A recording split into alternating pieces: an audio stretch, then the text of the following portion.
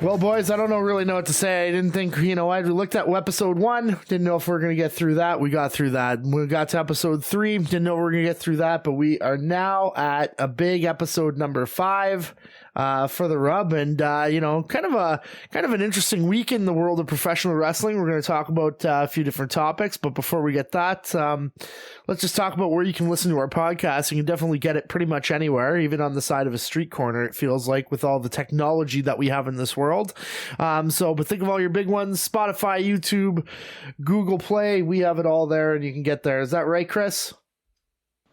Apple. I forgot Apple. Okay, well, you obviously forget the biggest ones. Forget Apple. Is there anything else I'm missing here, Chris? YouTube. We're on YouTube as well. I got that one, but yeah, that's good. We'll do a double plug on YouTube today, and also just remember we do have a website. Sorry, not a website, but an email address that if you do need to reach us, you want to send us some questions. Love to hear some of your topics. You can reach us at therub@outlook.com, and like we said, we're here to talk about anything that you guys want to talk or discuss about in the world of professional wrestling. And nobody can see my spirit fingers, but I'm definitely doing them. But anyways, we have our it's the Rub Rub Wrestling at did we change it? No, it's always the Rub Wrestling. I can't wait to get my trophy at the end of the year for World's Worst Host. I just can't wait to get it. But anyways, just to start, I'm going to sit here and we're going to introduce our world-class panel here. We have myself as the host. My name's Matt. But we do have our illustrious panel, our world-class panel with Chris and Josh. Chris, big week this week. Tell us something fun fun fact about the week that started out for the last couple, because it's we've kind of on a weird schedule for the podcast recently. Yeah, well, I went on strike and then I went off of strike, so now I'm not on strike anymore. Went to Barrie, finalized some wedding stuff. What else do we do? Big ups to Chris for getting married. Going to be getting married soon, so good for him. Yeah, booked our honeymoon for Colombia. So yeah, that's sick. It's been a pretty good week for me. Solid. Sounds great. You're going to get out of this shitty weather that we've been having into the nice Colombian sunshine. Josh, what about you? How's your week? Tell us about yourself. What's going on? I heard you were at a Jays game for a massive home run that went like 4 to like the 4th deck or the 5th deck. Were you there for that? No, I was. I went on Friday. The big bow shot happened yesterday, I think. Game was good. The downside about the pitch clock is that there's not enough time for people to get up and down the aisles in between pitchers or in between batters. So it's annoying. I called some guy a putz because he wouldn't sit down, and it was fun. It was a good time. Likely, if we were thinking about percentage of fisticuffs, what would have been the percentage based on that putz that was in just ahead of you? Oh, 50%. I think you saw a foul ball go into the 5th deck, didn't you? Maybe. Yes, you know what? There was a monster, but I think it was from Seattle. Yeah, it was from Seattle, but it was into the 5th Was it deck. Julio Rodriguez? No, I don't remember who it was. Yeah, it was good. We went to the game on Friday. We didn't get the George Springer jersey because it was raining and we weren't standing in line. There was 45,000 people there, so they're selling out. It's That's crazy. Bonkers. Sick. They have a good team. Yeah, sports in Toronto's going crazy. We got the Leafs tonight too. For those, when the podcast comes out, you'll know that it's going to be game 1 of the Stanley Cup Finals tonight. So that'll be interesting as well. But we're not a baseball podcast. We're not a hockey podcast. We're a professional wrestling podcast. So, boys, let's kick it off. We're going to start off with probably the biggest event that's happened over 2 nights since probably our last time we got together, which is obviously the WWE draft. Now, the draft sometimes has a tendency to be lame. It has a tendency sometimes to be really, really good. Generally, when we're looking at this topic, it started on Friday Night SmackDown. It went to Raw on this Monday. Just what were your overall thoughts of the draft? And then what we'll do after that, we'll do the overall thoughts for each of you. And then what we'll do is we're going to come back. There'll be a B to this topic, which is going to be, what do you think are some movers and shakers that are really going to switch up the brand significantly moving forward with, basically, because this is almost like if we're going with real TV, it's like sweeps week, right? So, Chris, what were your overall thoughts of the WWE draft over the 2 nights? I liked the guests a lot, to be honest with you. I thought they had a pretty good slate of guests. Would I have liked different guests on Raw? I think so, but it was cool to see Eric Bischoff again in the WWE, especially we all know he almost died so recently, so it was good to see him. Road Dogg had some good lines. I didn't know what to think when he said Shawn Michaels is going to lose his smile again. I didn't think that would be allowed on WWE TV. Yeah. Josh, what were your thoughts on the draft overall, going over both nights? Overall, it was, I mean, nothing too crazy happened. I thought it was good. The fans had a huge pop for Seth Rollins. Triple H even stopped and paused, to acknowledge that the fans wanted to sing it. Cody going to Raw versus SmackDown seems like there's no end to the Roman Reigns feud. But overall, it was interesting. This is my first real draft that I've paid attention to. Seems like they're doing that stupid flip with the titles with the women's division, but whatever. But yeah, it was good. I liked it. Awesome. Now, so we got a lot of the stuff. There's a lot of movement that's going on, and you know what? One of the things with the draft is that you can have a lot of NXT people come up. You can have scenarios where SmackDown moves to Raw, Raw moves to SmackDown. Like I said, it's like you're basically switching up the entire season.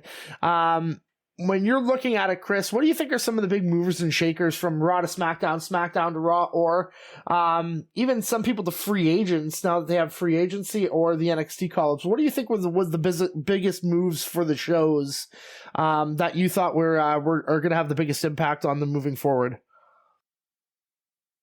That's a tough question.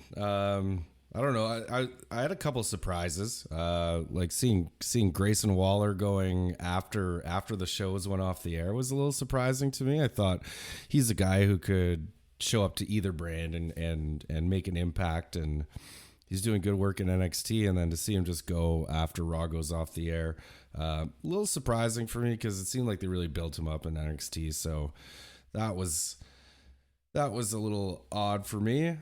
Seeing Cameron Grimes get to go after, I think we talked about him last podcast as well, that we haven't seen him in a while. He's packed some muscle on. So I think if they use him correctly, I liked what he was in NXT. Are they going to change that? I guess that's to be seen. Brock Lesnar as probably the predominant free agent.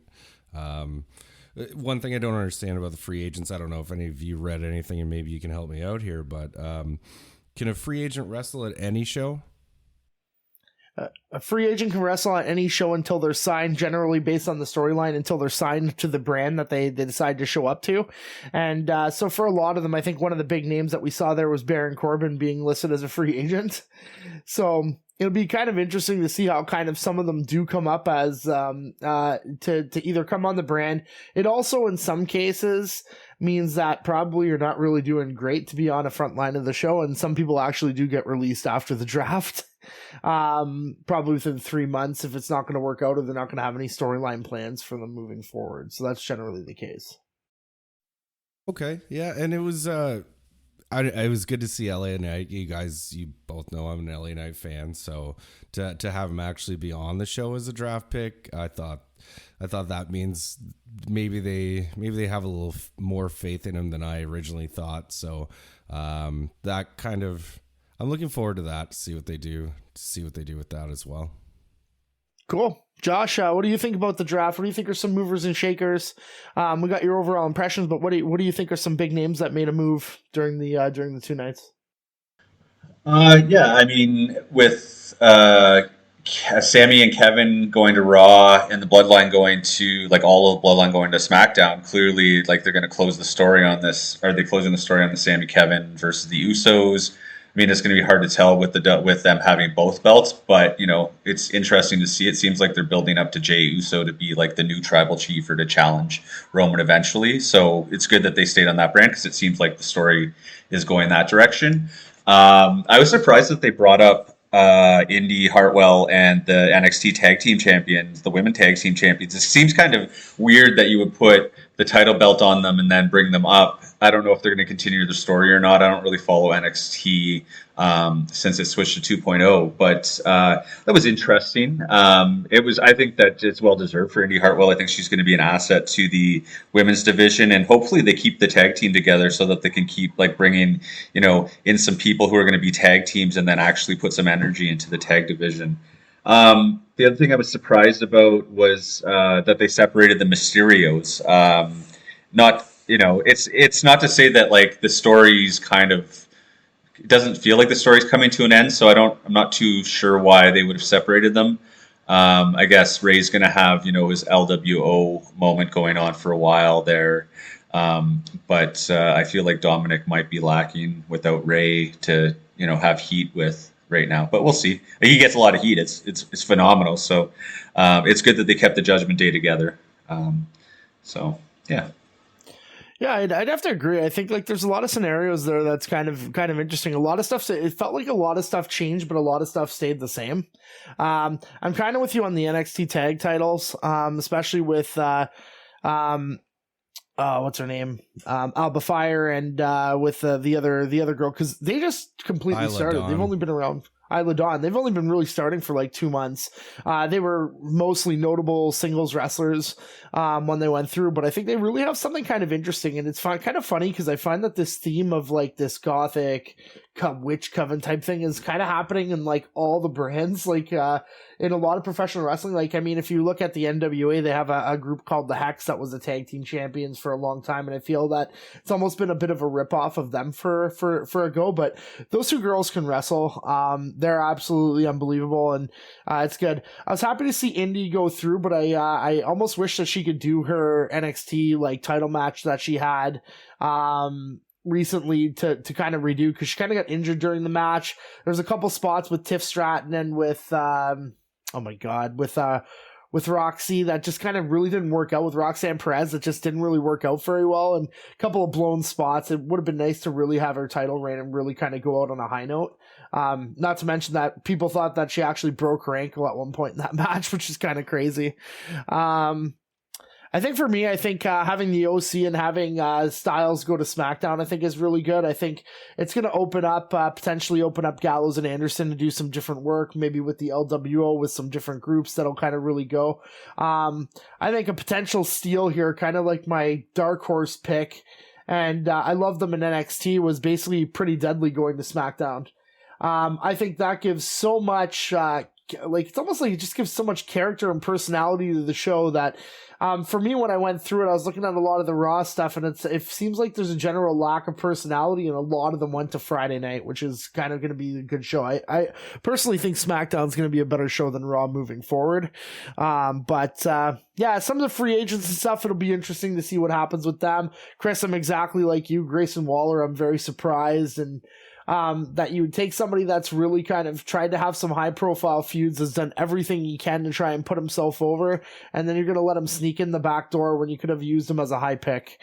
I think that's part of what needs to happen. I think the draft moving forward shouldn't really be about people moving back and forth. How do we graduate some of these guys from NXT to make sure that they're top picks, so that when they do come in, it's kind of realistic to what happens in like the NFL and the drafts that we have in Major League Baseball, because clearly it's trying to get some younger guys on the show, right? So I don't know what you guys' thoughts are on that, but I just find some of this, the moving around just gets bland, but the hosts really actually did great. I thought RVD was amazing, and I had a blast watching him and the pop that he had doing his RVD thing, right? Yeah, like why aren't they treating a draft like a draft is, like taking somebody from NXT as a number 1 or number 2 pick, right? Like that's what we look at sports. Yeah. You have the younger guys who are going to be, who have the potential to be movers and shakers. Why don't we pick them up top? I mean, like Roman Reigns is the obvious choice, right, to go first overall. He's the champion, but wouldn't it be more beneficial for a Raw to have somebody who's going to be there over the long haul? Like who's going to be a young guy that they can cultivate. And I'm just looking at it in more of an actual sports kind of focus here. But it does make sense, right? They even tried to get on when they were on Fox, and everything's really sports. Like it's actually sports related. So why don't they kind of turn it into more of a sports thing where they take a younger pick and take them and run with them and say, we're going to build on this guy and he's going to be a homegrown talent that we take all the way through. Josh, what do you think about I agree with that. Yeah. No, I think so. I agree. Maybe they need some keepers. Yeah, exactly. you do like fantasy, and then you don't have to draft those guys. Keeper's idea would be fantastic if you had okay, Roman's my keeper. I have 5 guys. These are the guys I'm going to keep. Everybody else is up for grab. Then do the draft. It just needs to be a different take on it, and I think it would have been awesome. It's awesome to see if Raw comes out and you're saying, okay, Raw's first pick is Braun Breaker or whatever it is, or it's going to be Carmelo Hayes, and it felt like the guys that were coming in from NXT were like, okay. But they weren't really the main event guys. They were just kind of some of these kind of mid-card things. Like Grayson Waller was just kind of coming into the main event scene. I think he main evented at least one of the last 2 big NXT shows. So, I mean, it's just one of those things. But to have him sneak in the back is almost criminal, in my opinion. But speaking of potentially criminal, kind of some odd rumors that kind of came around on the weekend. We were actually hearing about, we've been talking a lot about CM Punk. And it's kind of this big long-winded rumor where basically CM Punk ended up on a flight back to Chicago, didn't realize there was a WWE event going on, saw some WWE stars on the plane and decided to show up backstage. Now, it's kind of an ironic thing because obviously there was the big lawsuit with CM Punk going on over there over his health and some of the doctors and everything that was going on. So CM Punk allegedly shows up at backstage at a WWE event, gets there, shakes hands with a couple people, and then apparently is immediately asked to leave by Vince McMahon, or getting told by somebody else from Vince McMahon that CM Punk has to go. Now, Chris, it's kind of a weird story. I know we kind of ask just kind of back and forth what your thoughts are. Is it true? Is it not? But I mean, the story seems pretty legit because I mean, it's funny because I think a lot of the wrestling, even Impact came through Chicago recently. It seems like they're going through that Midwestern part or the mid part of the United States or that kind of Mid-East part. And it seems like a lot of stuff. So we did see CM Punk backstage at an Impact event recently. We're assuming he's been backstage at an AEW event. And now we hear about this WWE event. I mean, really, what are your thoughts on this? Do you think that the etiquette was followed by really kicking him out? Do you think CM Punk did the wrong thing by going? What are your thoughts about the whole rumor, I guess, in general? Well, it's probably not a rumor at this point, but somebody had to let him in, so he had to get in somehow. So somebody either put in a good word for him, or Triple H let him in. Somebody had to have that call to let him in. So I'm thinking if Triple H did it, he did it, talked to him, and then told Vince about it. They were saying it was fellow wrestlers that were on the plane. So nobody really said who was on the plane. We don't know which wrestler, but apparently it was a wrestler that let him in. I don't think it was Trips. But okay. They're saying that it was kind of some wrestler said, "Oh yeah, just kind of let him go," and somebody's like, "Oh, it's CM Punk. We'll just let him go." Yeah, so that's one thing I was thinking. The other thing that had me is that's never usually been a CM Punk thing to do. So is he kind of showing? Is he showing everybody that he can actually maybe start doing business and not kind of get into it on his own, because he's never been one to be backstage anywhere else, and we're hearing he's backstage at Impact. Or it could just show how much he actually misses it, realizes how much he missed it after he got a taste of it coming back, and now basically he's gonna do whatever he has to do to get back into the business. Josh, this one's for you. When you kind of look at CM Punk, he's kind of gone out, and I mean, when we started about when he kind of switched over to AEW, he said, "Oh, I'll never go back there. I'll never go back to WWE. I'll never do any of these things." And he was kind of really adamant about his kind of disdain for WWE in a way. I don't think about the wrestlers or anybody else there, but my question is, why? What do you think about him actually going back? Do you think that's something that he wouldn't have done probably 2 or 3 years ago?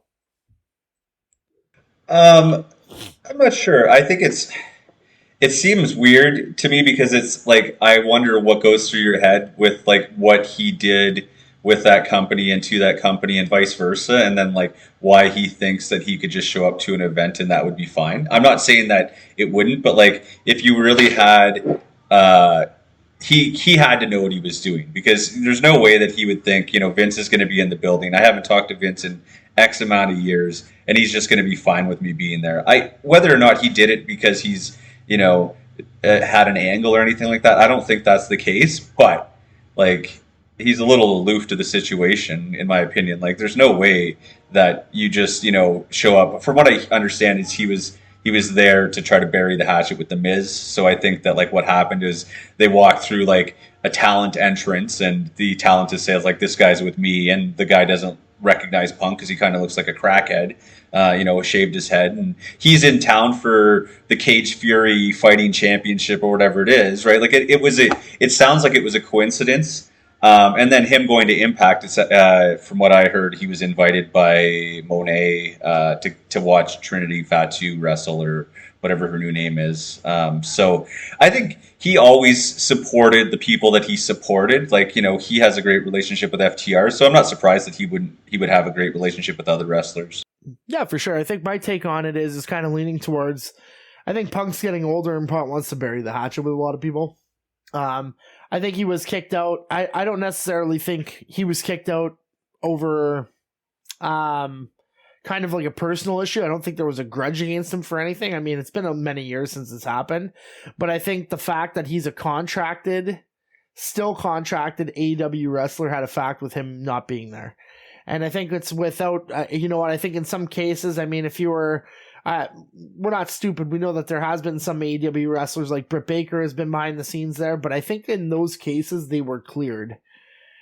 So like I think when Adam Cole did his final stuff in NXT, there was actually, you saw Britt Baker was in the stands, and they actually shot Britt Baker in one of the shows. And I think the reality is that she's completely cleared at that point. Like, she was cleared to do it. I don't think Punk was in this scenario. I think, Josh, you're right. He got snuck kind of through that entrance, and then he's just there, and everybody's like, holy fuck, what do we do? Like, this wasn't anything on the cards. Like, we don't know Punk's coming. It's like, Chris, if you just randomly show up at my house and said, hey, buddy, I'm here for the weekend. They're going to be like, Well, that would be fine, though. That'd be fine. It'd be a good time. No, I mean, in this case, it would be fine. Like, I mean, I'm not gonna send you off, but I mean, also, I'm not the WWE, right? I'm in a multi-billion-dollar corporation that, could potentially have secrets that an enemy could get, right?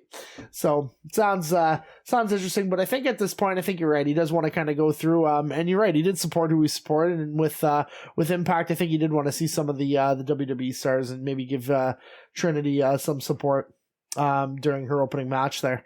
So it's kind of a unique take. I think that's probably one of the biggest rumors we've had come through recently, and just find it really funny because it's like that guy's all over the map. So okay, next topic. So we're getting ready to Puerto Rico and getting ready for the Bad Bunny hosted. Well, he's no longer the host. He says he's no longer the host.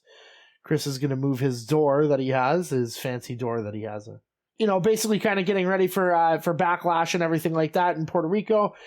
Some people are looking at the card. They seem excited. Backlash is the most exciting pay-per-view in the world especially coming off of WrestleMania. But when you think of Backlash and you think of the actual card that's coming out, what do you think are some bangers that could be in there? Oh, besides our boy Omos, that's going to be the banger of the night for sure. No, I don't know. It's pretty sad when I'm looking at the list of matches, and I think that Io Sky Bianca Belair might be the best match of the night. Not to say that the other matches aren't going to be okay. I think that, what, I take that back. The KO Sammy and Riddle match with the Bloodline probably is going to be the best match overall. But I think that the Io Sky and Bianca Belair match could be really good. Io Sky is amazing, so like if they let her go all out and Bianca does what she can, I think it could be a great match. I think there's a few flops or kind of weird matches. Just they're putting matches in place just because of where it is. So Zelina Vega to fight Rhea Ripley is kind of weird because there's no build up to the feud. I don't really get it, but Rhea Ripley's going to stomp her in the face, and she'll get in a couple hits like she will. But if Rhea Ripley loses, I would sell my house. for $1. It's like we were kind of saying last night when we were kind of talking about whatever it was. It's like, what are the odds of Zelina Vega actually winning? Minus, she's plus 1 billion to basically win it. Like, I thought it was no minus 10,000 for Rhea Ripley. Whatever, fuck.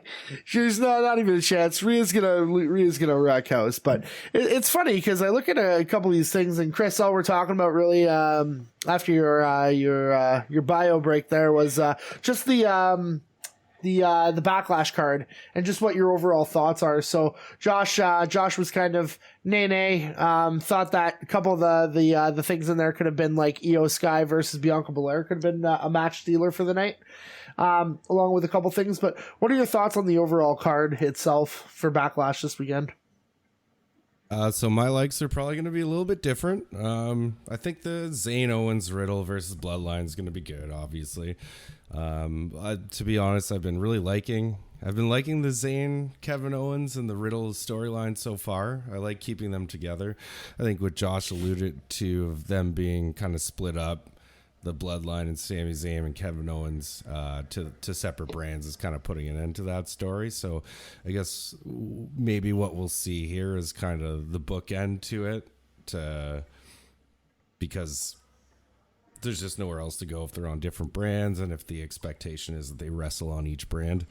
The other one, okay, and hear me out here. I'm kind of liking Okay.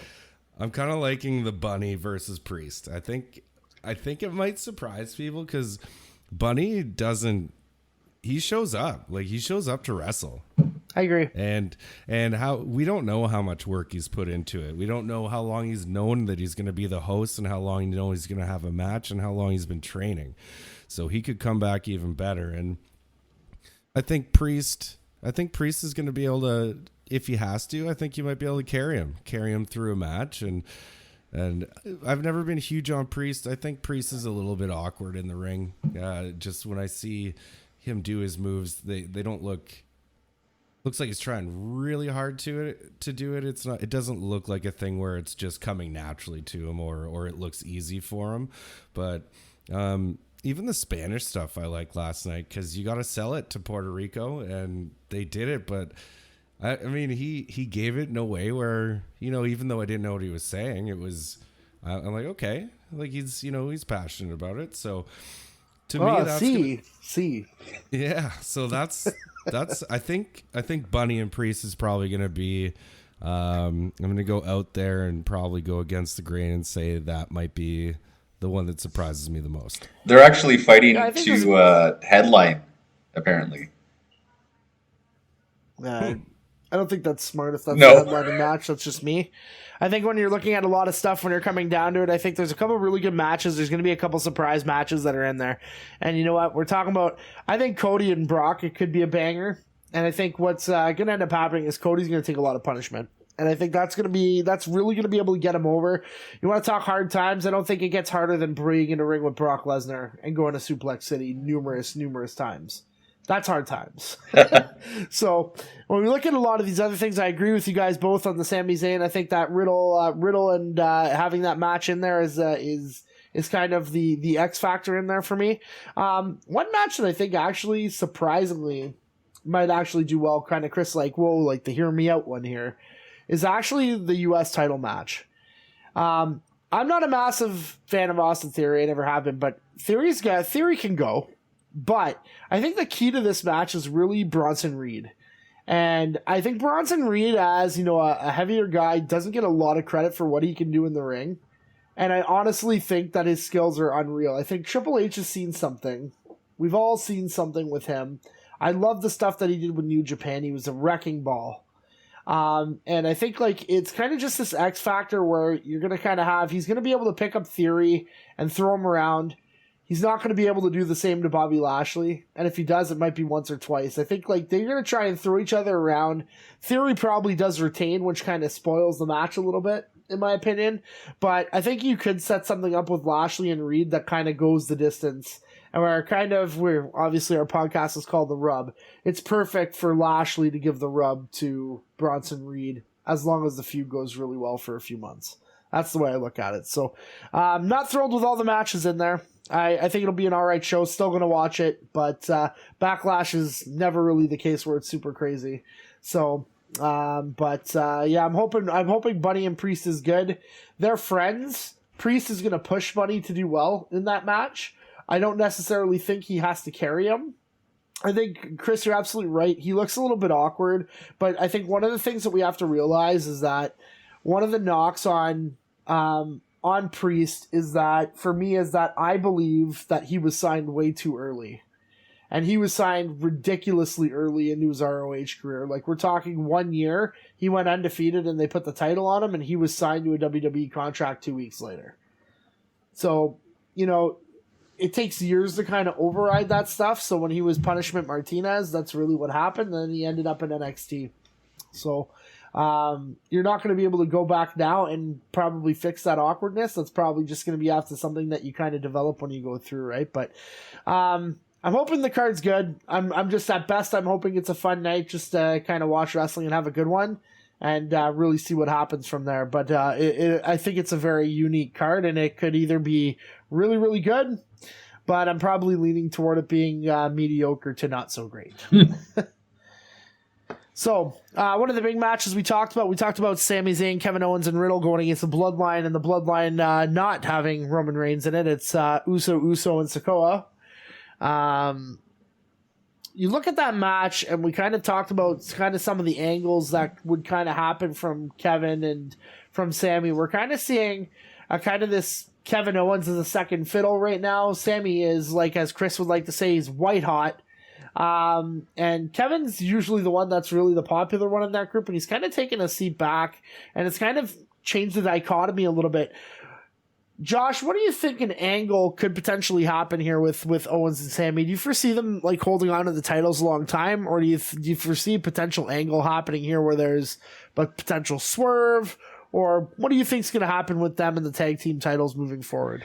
I mean, I think the best way to go with this is that Sami and Kevin are going to have to feud, because that's huge.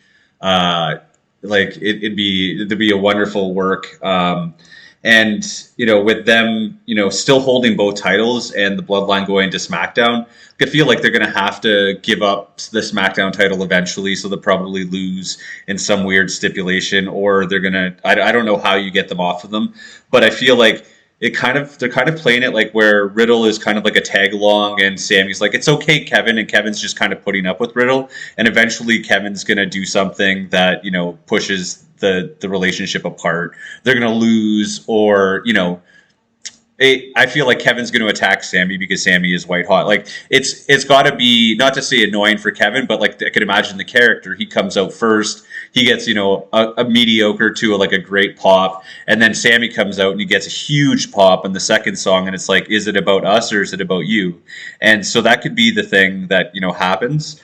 I would love to see it take a long time for this angle to go. Do the tag team, do it for a little while, but show them splitting up slowly but surely, and then bring the storyline to an end at WrestleMania next year, because that's a story that could last a whole year, because they're that good. I agree. They're so good on the mic. If you give one of them a big spot that the other doesn't get in singles, because they're still singles wrestlers, so it's nothing to say that Sami or Kevin couldn't win a Money in the Bank for something or something like that would, or a King of the Ring, something that you put on them that forces the breakup. I'm not sure, but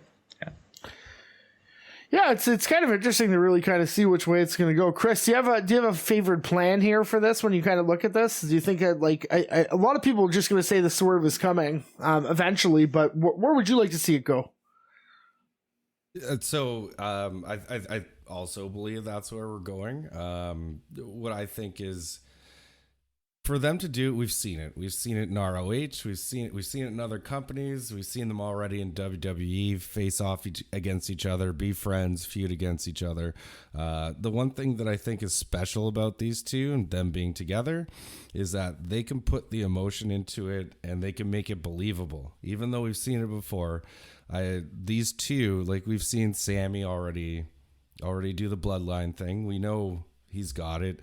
And if we put them together, I was kind of back and forth on it because I was always thinking I've seen it before, but every time I think about those two, seeing those two together is good TV, and every time I've seen it, I've loved it. So I think they're the two where I'm with Josh there. I like a long told story. Keeping that interesting would be good, and I agree with Josh there. And just to add on to that, I think that these two are two that could do it without a title, like without an actual title on the line to do it. So yeah, again, agreeing with Josh, they're gonna have to get those belts off them eventually.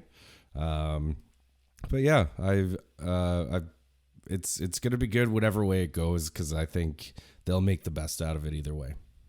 I think you got to look at a situation like that and kind of look at them both and say, in a way,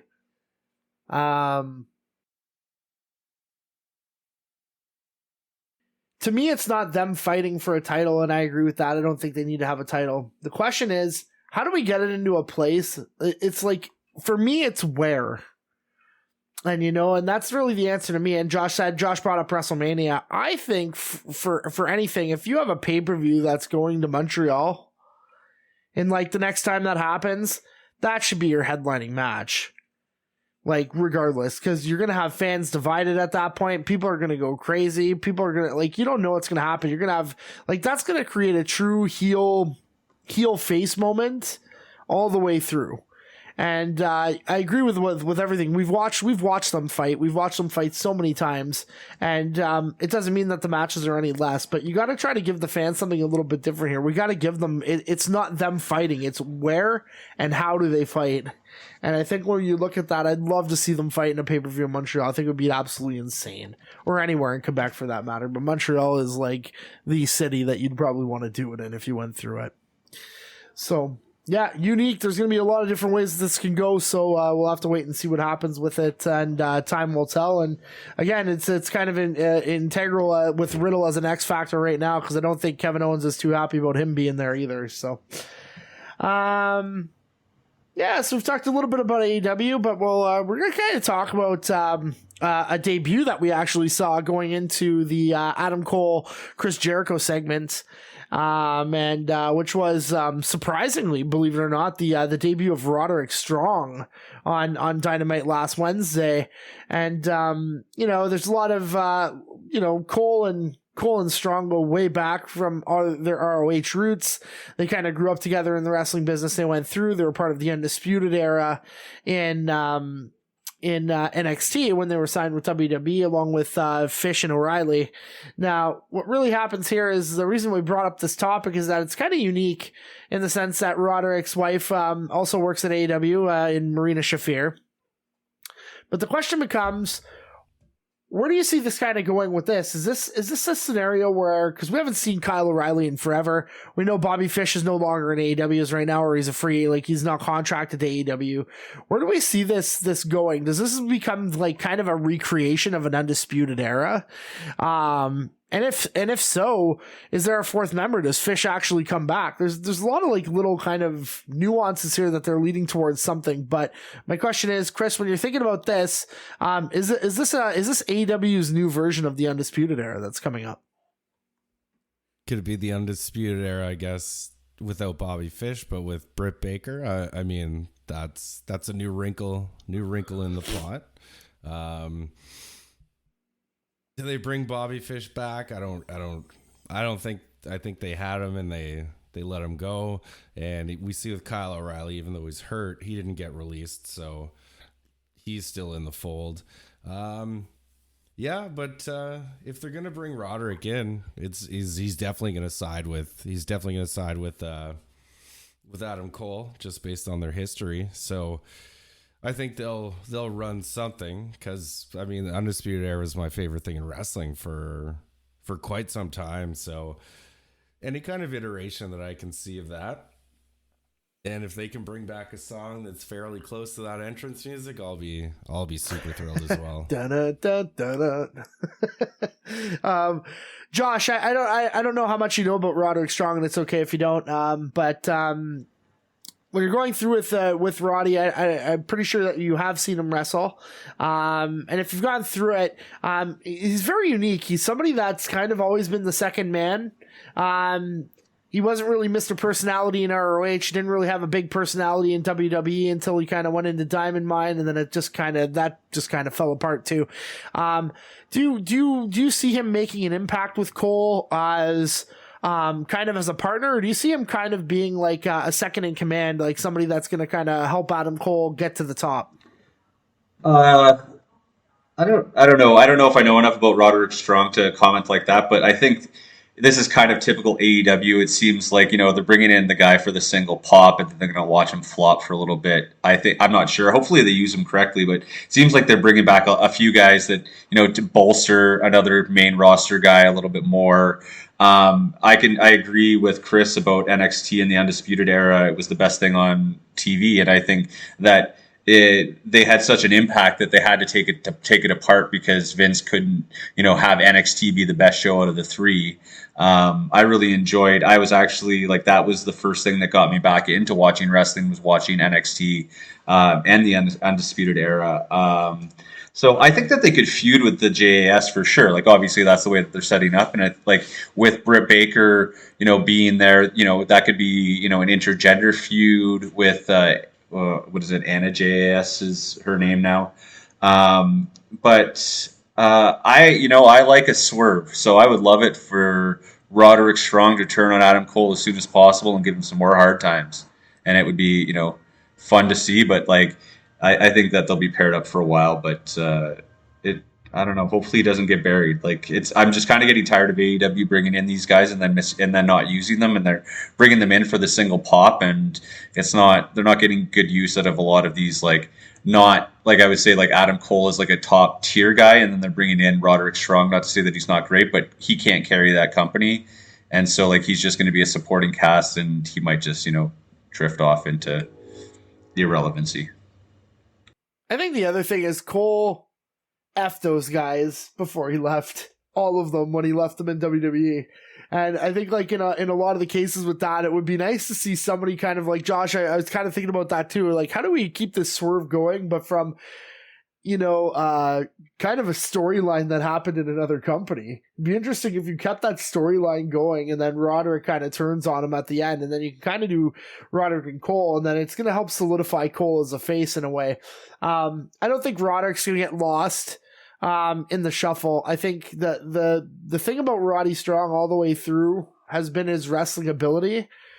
The challenge with Rod is, can he get over with the fans? His wrestling ability does get over, but himself, his personality doesn't. It's just he's not an actor. He's not an Adam Cole. He's not a Shawn Michaels. He doesn't give you that believability, that emotional. I don't like, if Roderick Strong gets his head kicked in, I'm not going to feel bad that he gets his head kicked in. It's like same as like, there's got to be a reason for it. And you know what? I think one of the things that might actually kind of loosen him up is that, if you kind of do show his wife, and his wife is really having a tough time getting over too, because, she's an Eastern European ass kicker.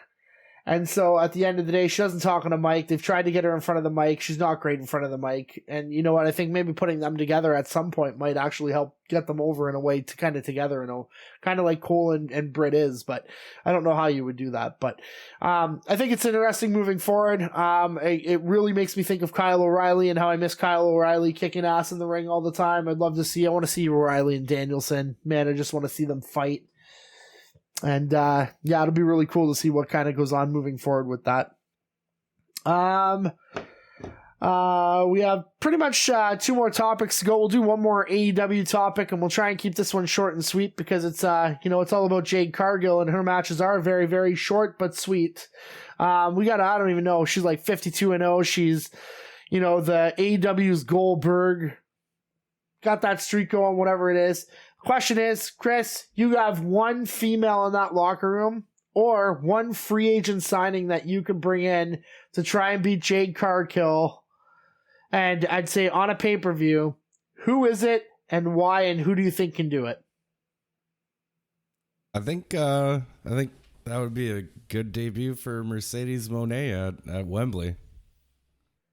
I think that would be I had others in mind, but I think Josh might want to talk about it, so I'm not going to say anything. But yeah, that's good because I only gave you one. I didn't give you multiples. I only gave you one.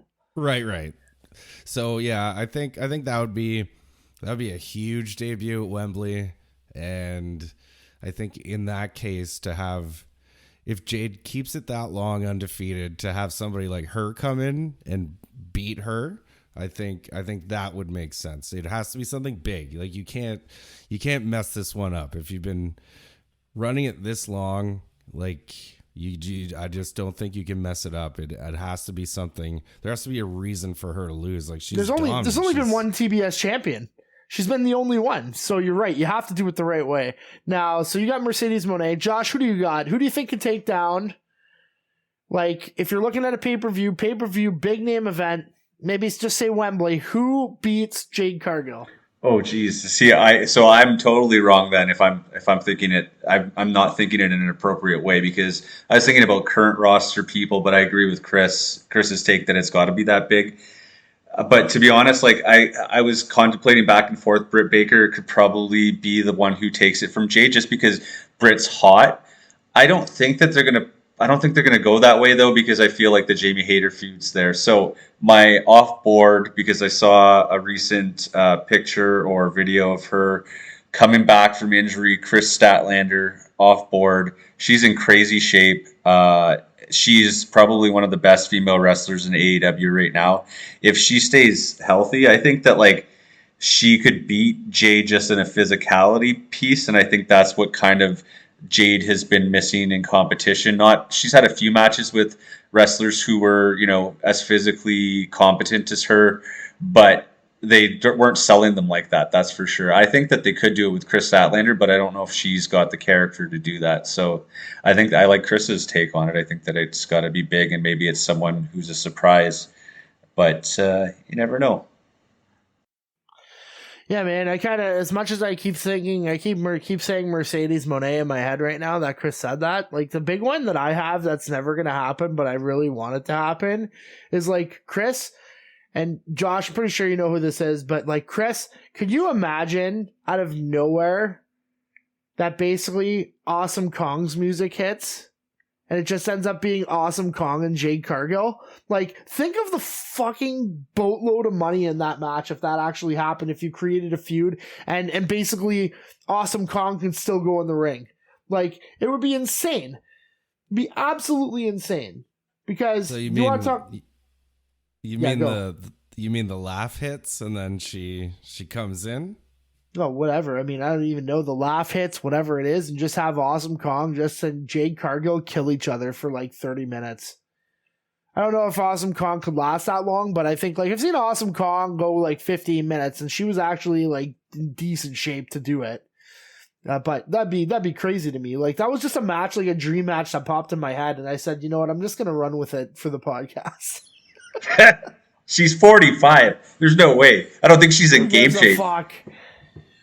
No, when she was in Impact, she was like 38, and she was basically crippling Gail Kim every single week. Oh, Impact. I loved watching her destroy Gail Kim. I remember she would be the reason to watch that show sometimes, just because she was so overpowering. I don't disagree, but it's definitely. I think another one that you can ultimately do an Impact that would be interesting, but I wish that she was stronger in the ring, would have been Jordynne Grace. I think that would have been something that's really big, because like Jordynne Grace is a massive bodybuilder. They're both bodybuilders, and I think they would be able to go. And I think Josh, you get your heavy hitting match at that point, because they're gonna fucking hit each other. But it's kind of tough to say. I think with the contract wise, Jordynne Grace is kind of actually iffy on a contract, so I don't know if that's gonna happen. It could potentially happen too. So that's a dark horse for me. But it's gonna be Jade Cargill match. That's not gonna be great. No, but I mean, the money match, I think with Mercedes would be good. I think it's the problem with Jade is you have to prepare for a 20-minute match, and that's the difference. That's what happens when you're a squash match artist, right? You're not ready for those 20-minute matches. And then when you go 20 minutes, you look like an asshole because you're not ready for them. And that was the same thing that happened with Goldberg.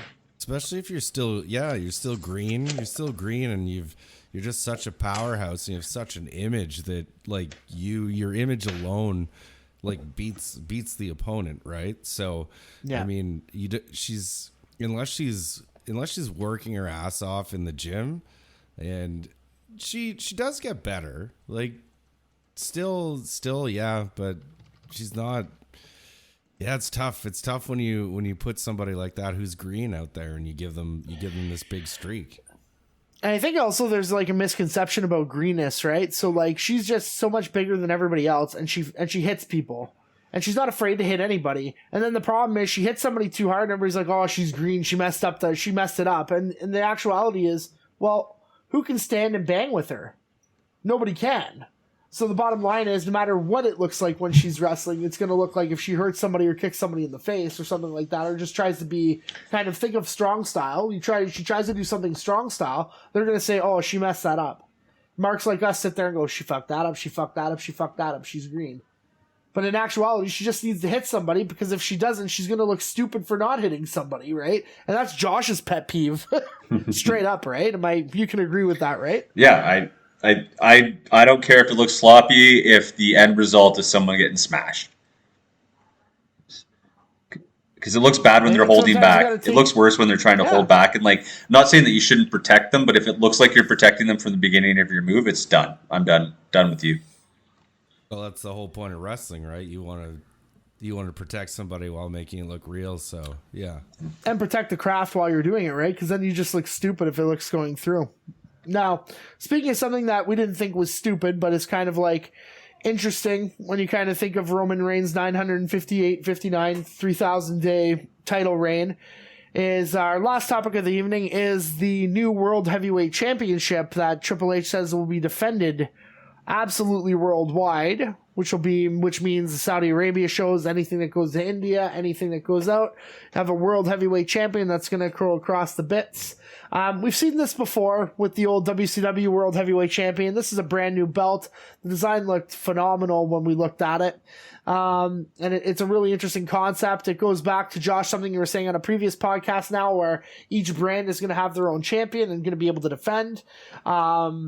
And, there's a lot of pros that come from this. Chris, what are your thoughts on the World Heavyweight Championship? Do you think it's a detriment? Do you think it kind of slights Roman Reigns and his reign that he had? Or do you think overall it's a great component for the WWE? My take is that I like it. As soon as I saw it, being an old school WCW fan, as soon as I saw the belt, it reminded me of that old World Championship, right?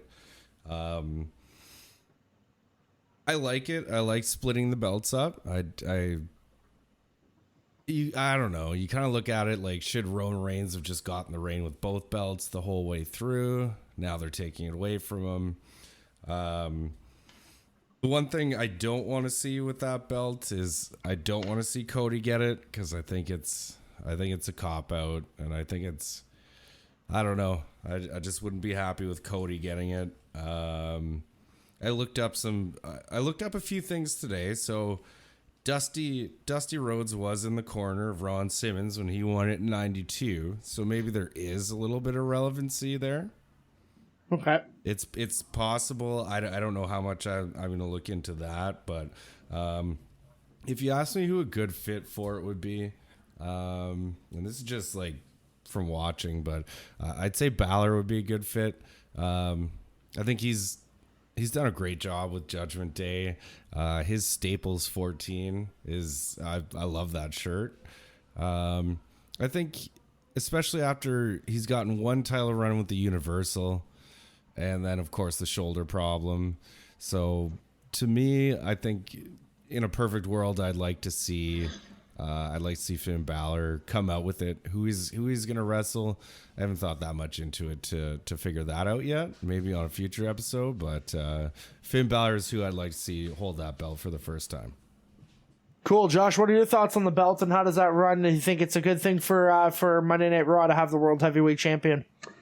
Yeah, I think it's a good thing. I agree with Chris. It's kind of a cop-out to get. It seems like, for me, all roads lead to Cody Rhodes, at least vying for this. Like, I think that if there is any clear person who's going to at least be in the picture, it's Cody Rhodes. Unfortunately, I think that it's probably going to be Cody Rhodes versus Seth Rollins, which is kind of a story that's been played out already for me. I think that Seth Rollins is going to be the one to win this title. He's quite hot right now. Seems like the biggest person on, not the biggest person on Raw. Cody's probably played up as the biggest person on Raw, but I think that Seth has got a bigger pop than Cody.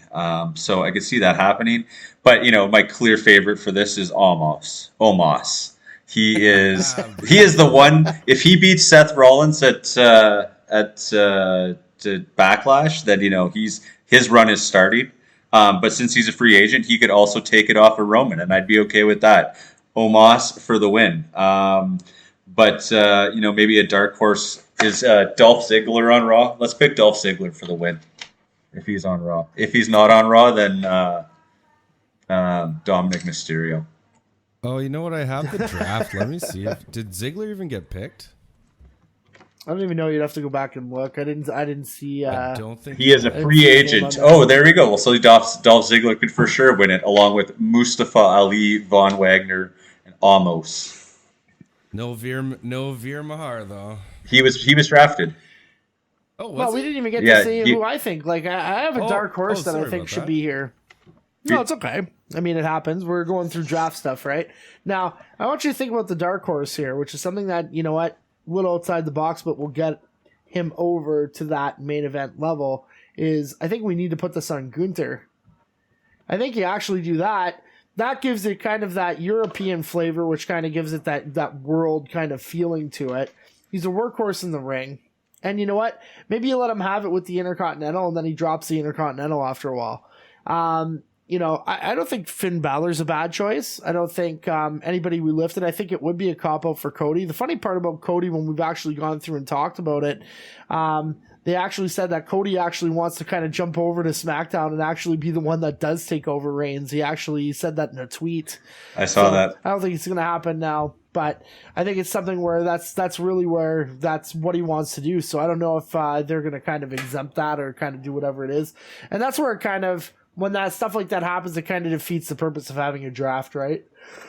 So, yeah, that'll be interesting. I think Gunther would be great for that title. I think the title looks great. I think you need some new blood. We need to get some new people over. And I think if it's not going to be Gunther, I'd have to agree with Seth. Seth is pretty has probably waited a long time to try to come through and actually carry the brand.